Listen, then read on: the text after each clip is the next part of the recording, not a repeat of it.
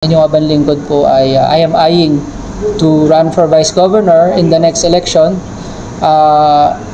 It is my last term naman, so I think lahat naman po tayo ay may karapatan po na maging aspirante, at nakikita ko po na ang inyong abang lingkod ay malaki po ang maibabahagi ko pong tulong sa lalawigan ng Laguna, lalong-lalot na tayo po ay nagtapos ng abogasya at naging abogado na rin po.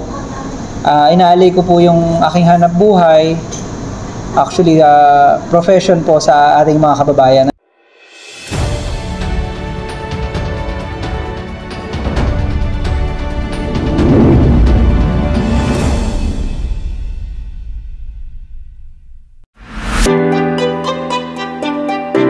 As board member, I am at my last term, pangatlong termino na po ako. Nagsimula termino ko po noong 2016. At 2019 is the second and 2022 is the last term. Ordinance creating a cybercrime help desk in the province of Laguna. Kapaki-pakinabang to in each barangay. Bale, sa 600 plus barangay sa Laguna, mandated pong ordinansa nito na naipasa ko na mag-appoint ang barangay captain po ng cybercrime help desk representative. Ngayon po, ginawa ko po itong ordinansa na ito dahil ako po mismo ay naging biktima na po ng cybercrime. At hindi ko po talaga naintindihan ang nangyari sa akin noon. Abogado na ako at bukal pa, parang helpless na helpless ako. So it made me create that ordinance, and as of now, as it has been approved, inaantay ko po syempre po yung implementation po sa ating governor's office, kung saan magpapatawag po ng bawat barangay at yung information dissemination.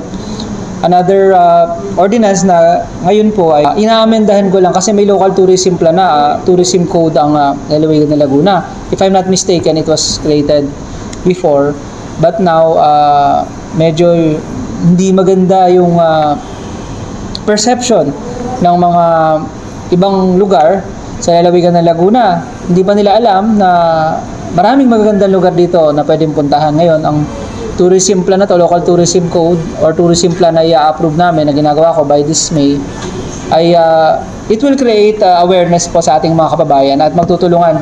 Kasi po pag pumunta ka sa isang travel agency, mag-inquire ka, usually, ang sasabihin sa'yo, dalawa lang ang magandang puntahan sa Laguna, Pagsanhan Falls and Enchanted Kingdom. Ngayon, hindi yun naman totoo yun. Siyempre po, mga taga Port District po, mga taga 3rd District, nakikita po natin na nakadaming waterfalls na pwede ikutan. Sa Kabinti po, meron po tayong underground cave na underground river na cave doon na napakaganda, na discover ko lang a while ago. Sa Pangil, may mga waterfalls din. It should be, pag tinanong, Laguna is a tourism loop. Ngayon po, ngayong loop na ikutan na ito, hindi lang po one-day tour or half-day tour ang Laguna. Bakit importante ito? Una-una, ang kaakibat ng masiglang turismo ay mas magandang pamayanan po at a very high economy. Until now, I am still providing free legal service in my office, and abangan nyo po, ma'am, I will launch an online one-on-one or para bang style siya, friendly show pong online. Gusto ko ilapit yung sarili ko po sa mga kababayan po natin. Hindi pinaplano pero dumarating at nakikita po, napakalinaw po ng daan sa akin. Ang dami pong signs akong hiningi sa ating Panginoon. Actually, my priority, to be honest, was to rest. Kasi wala pa akong anak eh. I want to start a family. I got married. Though, it so happened, siguro, nagkatagpo-tagpo. Nung last term ko po, nagulat ako na ibigay nga sa akin yung Committee on Tourism at saka on Committee on Laws. Ngayon, sa aking pananaw, ay sa tingin ko ay malaki pa pong mababahagi ko po sa ating lalawigan, lalo na sa turismo. Gusto ko pasiglahin, mabuti po ang ating turismo. Actually, pangarap ko nga po na magkaroon ng alternative mode of transport from Laguna, at least from Laguna, Manila, to 4th District. Meron naman tayong lawa hindi natin gamitin. Habang hindi pa gawa yung kalsada, may plano rin national government, why not lagay tayo ng isang alternative mode of transport? This alternative mode, ang idadalin po nito ay progreso Tsaka kailangan na rin Marami tayong mga trabahador na nagtatrabaho po sa industrial area dito po sa aming distrito na galing dito po. Nagbabangka sila, Pakil, Santa Cruz. Ang bangka po nila, yung bangkito po, yung may kawayan na maliit.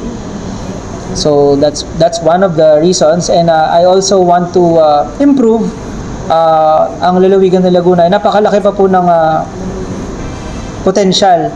At gusto ko pong iahon ang lalong-lalo na po kasi po ang unang distrito at ikalawang distrito ay namamayagpag po. Napakadami po nakadami nilang pondo, sources of income.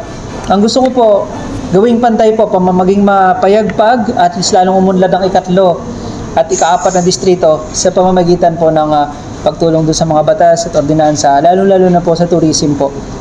Tingin ko po talaga pagtaas niyan tourism, kaakibat na rin yan. Papasok din ng industriya. I want Laguna na sila ang makinabang mabuti para gumanda po lalo ang ating lalawigan. Kapwa Lagunenses, nandito po ako, si Attorney J.M. Carait. Maglilingkod po ako ng tapat sa inyo. Gawin niyo po akong taga-advise niyo pag may problemang legal.